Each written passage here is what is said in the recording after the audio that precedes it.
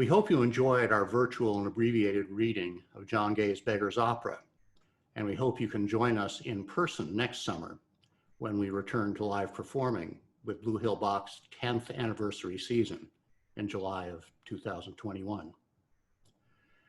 Now, as a bit of an extra teaser in the spirit of the times, we'd like to offer you a Zoom panel discussion about the background of the Beggars Opera and follow the McKeith character through history. I'm very pleased to be joined today by the director of the show, my friend Grant Herreid, who is a wonderful lute player and performs frequently on Early Reed's brass and voice with Pifaro, Hesperus, and many other early music groups. Grant is also director of the Baroque Opera Project at Yale University. Lorianne Sitzabee is artistic director of the New Surrey Theatre, also in Blue Hill, and is also a member of Blue Hill Bach's Chorus and our board of directors. This year, New Surrey Theatre had planned performances of the Threepenny Opera, an update of the McKeith story, originally performed in Germany in 1928. Also joining the discussion is Natasha Roule, a distinguished musicologist who has taught at Harvard and George Mason universities. Her specialty is the interaction of opera, politics, and parody in the 17th and 18th century. Okay, Grant, could we start with you? What is the Beggars Opera? When did it start? What's the story? And why is it so popular? Yeah, John Gay came up with the idea with a couple of his friends of making sort of an anti-opera. And he sold the idea to the impresario at Lincoln's Inn Fields Theater, John Rich, in 1728 in January. And they mounted this new genre, the anti-opera that's written by a beggar, which is, which never happens. And instead of featuring mythological characters or heroes or kings and queens, it features, of course, the lowlifes of London, the thieves, the pickpockets, the prostitutes and their pimps. And it begins with a character named Peachum, who is a fence. He buys stolen goods from his clients, the pickpockets of London. And one of his clients, with whom he does very good business, is Captain McKeith, who is sort of the most notorious highwayman in the city. And McKeith gets involved with Peachum's daughter, Polly, and they are secretly married, which troubles the Peachum and his wife, because it's going to sort of cut into their business, of which Polly, their daughter, is an important part in terms of being a really pretty presence that they can sort of offer, to clients when they come in, and just to sort of decorate the store. So they decide, well, they'll kill. The best solution is to have McKeith killed by having him arrested on charges which would be true. And then Polly, as his wife, could collect the inheritance. But that Polly warns McKeith, and he manages, to evade capture until he's found and sort of set up by two prostitutes in a tavern, and they finger him, and the authorities come and take him to jail. Unfortunately for McKeith, the jailer's daughter is Lucy Lockett, and he's also promised to marry her, and in fact has gotten her pregnant. So he has no quiet in prison with her there, because she scolds him unceasingly, and he promises that he will indeed marry her, and so she helps him escape by stealing the keys from her father. So he gets back on the loose, but he's again apprehended and is condemned to hanging.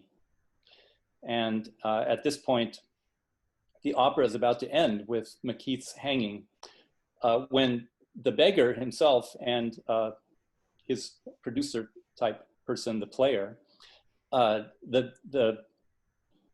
player interrupts and says, "We can't end this way. The opera always has to have a happy ending." So even the Beggars Opera has to have a happy ending. So the beggar changes his mind and says, "Oh, okay, well, we'll let him go, because it doesn't matter how silly these endings are contrived in opera. They're always believable."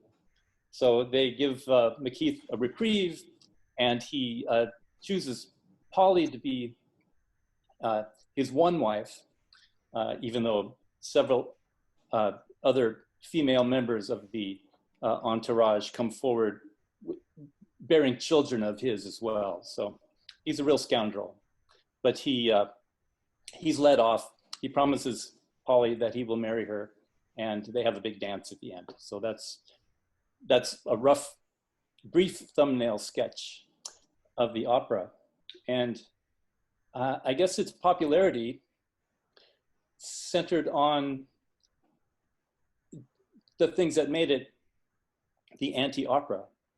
There's no recitative, which the beggar makes a point of saying. He says, "This is opera in every sense of the word, except in that I don't use any recitative. And the characters are these lowlifes." So it's full of short English tunes, ballads, and other tunes that the audience knew very well, probably most of them. So the music was really familiar. The characters were familiar.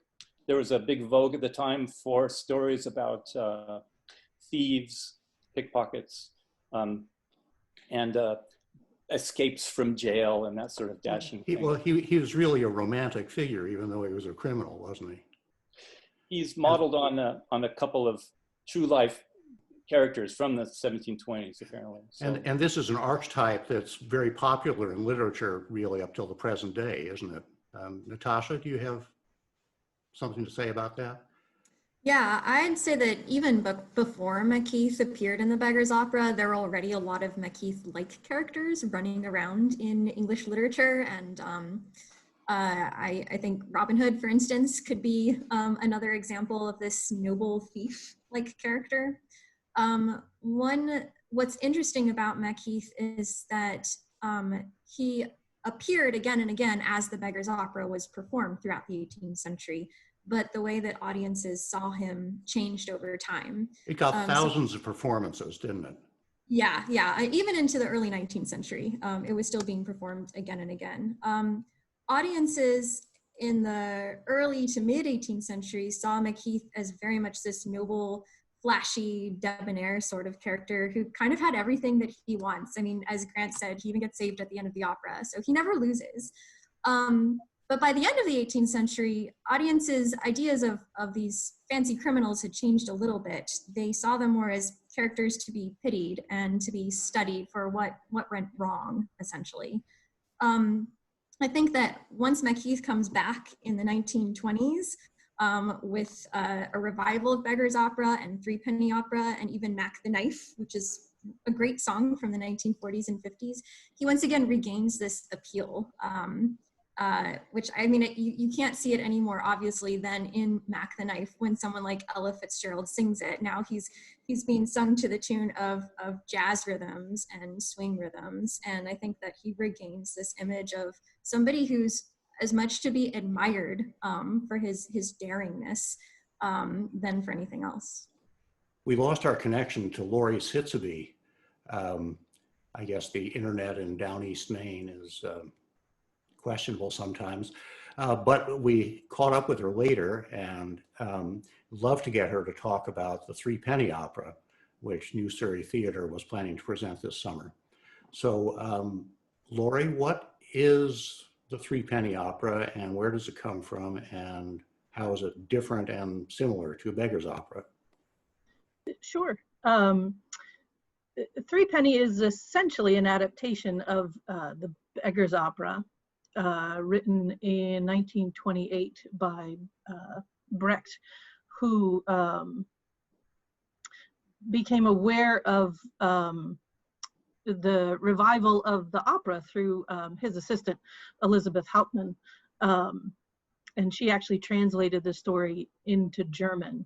And Brecht was a budding Marxist who believed in that art could change society's views on things. So this story came about, and he worked with Kurt Weill on some other projects, and came up with Threepenny, which, like I said, is an adaptation of the Beggars Opera, and probably, if the Beggars Opera could be a romantic story with some political connotations, Threepenny is probably the other way around, a political satire with some romantic comedy, if you could call it comedy, tragedy, intertwined in there. Additionally, the character of Macheath, I think in the Beggars Opera, sort of grows in his treachery, where Macheath in Threepenny starts off as a bad guy. And essentially this story from that point is the same, with the same characters, similar characters. Interestingly enough, in popularity, they both the Beggars Opera and Threepenny were wildly successful almost from the get-go. Threepenny in Germany first came out in 1928 and ran for 2 years. And then Hitler came to power, and both Weill and Brecht left Germany, eventually making their way to America. And Threepenny ran then from 1954 through 1960 on Broadway, and has made many revivals. It's also been it had made its way into films. English at some point. Yeah. But was that Mark Wittstein? Yeah, there's actually numerous translations into English. There's, in fact, when we were looking to do Threepenny at New Surrey Theatre, I had to select which translation I liked the best. There were, I believe, there were 5 options for me to choose from. Can we talk about the music? The most famous song to us now, anyway, is Mac the Knife. Yeah, interestingly enough, Mac the Knife is the opening number to Threepenny, which was added just very shortly before it opened. And it's a new character too. The organ grinder. Yeah, doesn't appear anywhere in Beggar's Opera.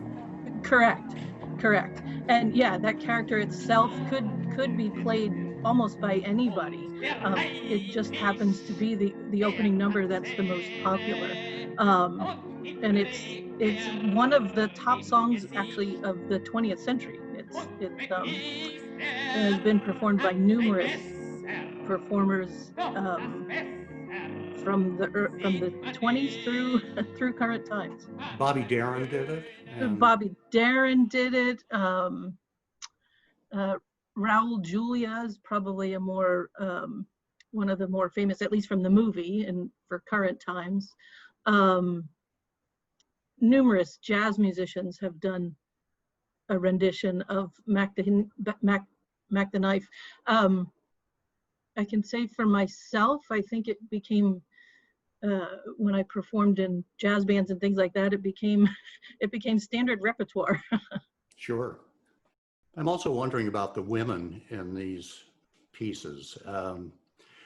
In terms of, the beggar says at the beginning that he's may take pains to make the parts of the two sort of ingenues, Polly and Lucy, to make them very equal, so that there's no, one doesn't have a better role than the other, even though at the end Lucy loses basically. But he sets them up as sort of two divas in a way, and they have a few scenes where they sort of try to out-sing each other and out-insult each other, which must have been another sort of satire of the divas on the stage of the the Well, operatic. well, that was about the time of Faustina and Cuzzoni, wasn't it? Exactly. So so that must have been a hilarious sort of take on opera, as well as the sort of well-known references and allusions to political corruption of the time, which it seems that the audience really enjoyed. This rare sort of satire, political satire had been common since Ben Jonson's time and earlier, but very veiled, and this was much more explicit, it seems, even so that when the sequel, John Gay wrote his sequel to the Beggars Opera, the ballad opera Polly, it was the political satire was so obvious that it was not allowed to be mounted, the production. So And McKeith is transformed into a pirate for that one, isn't he? The Jenny character is her big song is about being rescued by pirates. So Jenny Diver was actually probably also based on a real life character. There was a real Jenny Diver active in the first half of the 18th century in England. She was Irish and she was a very famous pickpocket. And she actually was deported to the Americas twice, so the story goes, and came back. And she ended up being executed in the 1740s. And her execution was so well attended and of something that caused so much excitement that she was given her own private mourning carriage as she was taken to the gallows. So Jenny, I think, has a much bigger role in Polly. Of course, before she was executed, it was 20 years before the real Jenny Diver died. But she's definitely a fascinating character in her own right. Yeah, the interesting thing about Jenny in this story is I think Brecht has made her almost like the ordinary character. She's like a product of the society that she lives in. She'll do whatever it is to get by in this corrupt kind of fatalistic world. She's a prostitute in a brothel, and she's experienced a lot of trauma brutal trauma at the hands of McKeith, and yet at the same time she claims to have truly loved him, but then has no difficulty conspiring to turn him over to Peachum. So she's definitely an interesting character who then ends up going back to him again at the end. So the brutal nature of their relationship and how she treats him is quite interesting in my opinion. The song the Song of Solomon, where she kind of laments how men and women have tried to transcend their lot in life, but they only end up failing and suffering, and she's quite an interesting character for sure. There are times when people kind of transition the song Pirate Jenny and and don't have Polly sing it. Instead, they'll give it to Jenny and kind of demonstrate how unhappy she is. And well, she does in the film, doesn't she? It's yeah. That was Lottie Lania's breakout right role. Who's Vile's wife, actually. Yeah. But that if Jenny sings this song, you kind of see her vengefulness and how unhappy she is, but then at the same time there's hope. So well, it really is vengeful. It's about a pirate ship bombarding the whole town and killing everybody but her. Right. So the is that a Marxist fantasy or something? Yeah. I think it shows how well she and McKeith kind of fit together in their treachery. They're birds of a feather, I guess you could say. One other aspect of the popularity of the show could be attributed apparently to the charms and the singing and the acting of the the woman actress who played Polly. She was very, very, quite a celebrity due to this show. And if she'd been alive working today, there would be, you know, bobbleheads and action figure and T-shirts, you know, with her picture on it. And that sort of equivalent in the early 18th century was there was apparently a lot of merchandise and, you know, woodcuts and engravings of Polly. And it was just, she became quite a sensation, and people must have come to the theater, Natasha, just to, you know, to see her. And you know why it was particular? One account says that she was quite beautiful or pretty. Yeah, she was beautiful and she was a great actress. She probably danced as well. The dance scene at the end of Beggars Opera probably involved pretty much every character. She was also famous for having an affair with one of the opera's patrons. And in fact, speaking of merchandise, you could kind of think of one of the most famous visual representations of Beggars Opera as being one of these merchandise-like things. William Hogarth painted the scene in which Polly and Lucy are begging for Macheath to be reprieved. And in the painting, you can actually see audience members sitting behind the actors and actresses, and they're watching and talking. This painting exists in several different versions, and in at least one version, you can definitely make out the person who was having an affair with the actress who played Polly, and they ran off together after this opera. There's also a political element to the story. And in fact, wasn't Polly banned for a long time because resemblance to Walpole? Polly was banned probably by Walpole himself, although Gay never said that explicitly. Polly is an interesting opera because its satirical aim is English trade and mercantilism abroad. So not something that the British government, I'm sure, really wanted an opera composer to be talking about. That being said, one of my favorite anecdotes about the Beggars Opera before Polly was written was that during one of the pieces that Lockett, the jailer, sings, everybody in the audience apparently turned immediately to Walpole's box. And Walpole was pretty much the prime minister of the time. And they thought that this piece, of course, had to be about him. John Gay never confirmed that. But what I love about this anecdote is that Walpole was the first person to stand up and call for an encore. So the political satire is very complicated. And I think that the government censored it definitely, but Walpole, I think, did so in a kind of gracious way that ended up playing very much to John Gay's. So is Walpole supposed to be Peachum or Lockett? There are bits of Walpole in Peachum and Lockett. And I think what John Gay does well is that he doesn't tell you exactly how he's poking fun at Walpole. He kind of leaves it up for the audience to make their minds up. But I'd say that spectators definitely read Walpole in both Peachum, Lockett, and sometimes Macheath as well. Here's a question. How do the messages of the Beggars Opera and Threepenny Opera relate to audiences today? Is it equally popular now? I don't think it could rival its popularity in the 18th century, and when it was performed like every year.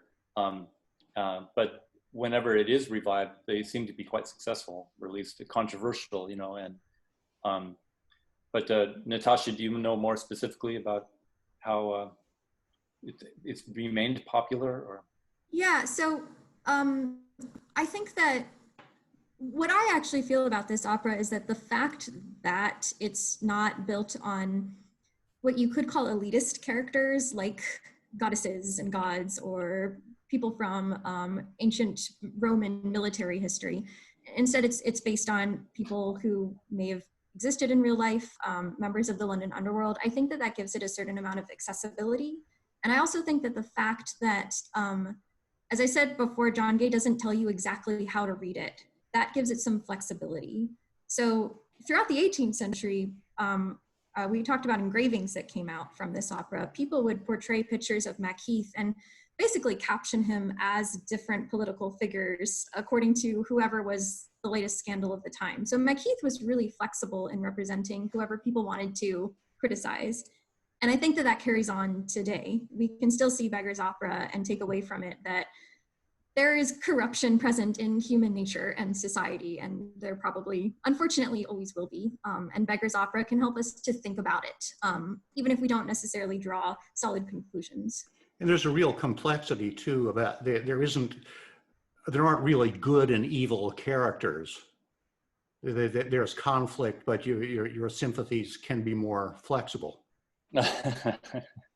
Yeah, it's like sort of like the opera Popea. There aren't any real good guys, you know. Everybody has their moral flaws, and you just sort of, you know, you can relate to all of them, but not because any of them are heroes, you know, or do the right thing. Grant, what about the music of Beggars Opera? Obviously, you know, for me and most musicians, the music is the, you know, the draw, the interesting part. And some of the tunes that Gay chose to, you know, to put in the ballad opera are really beautiful. They're all super short. You know, there's only, I'm not sure there are any, maybe there's one that's, or two that are more than one verse. The others are just very short, and some are, you know, even like 30 seconds long. So you don't get a lot of these melodies, but when the characters sing them, especially the Lucy's, Lucy I think has the best music in the show.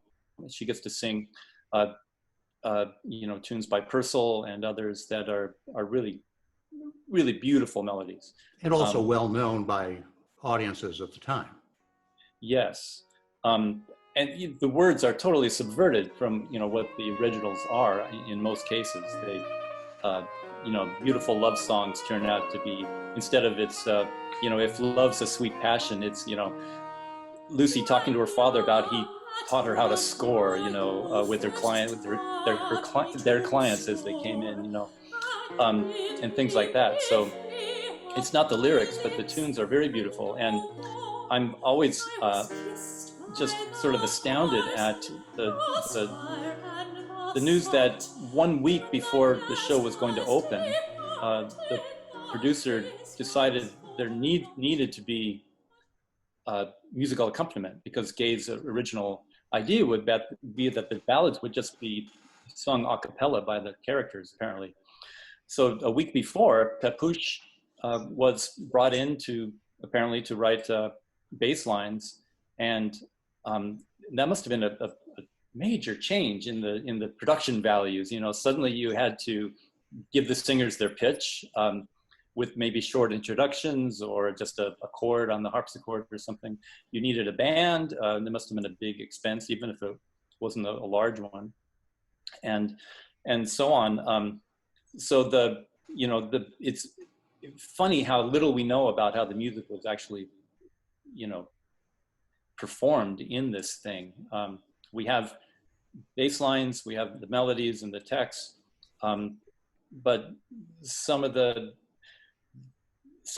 keys are not in, you know, the best singing keys for, it seems, for like a character through the whole opera, that so they have to be transposed. You know, how to incorporate the 3 dances that are mentioned in the libretto.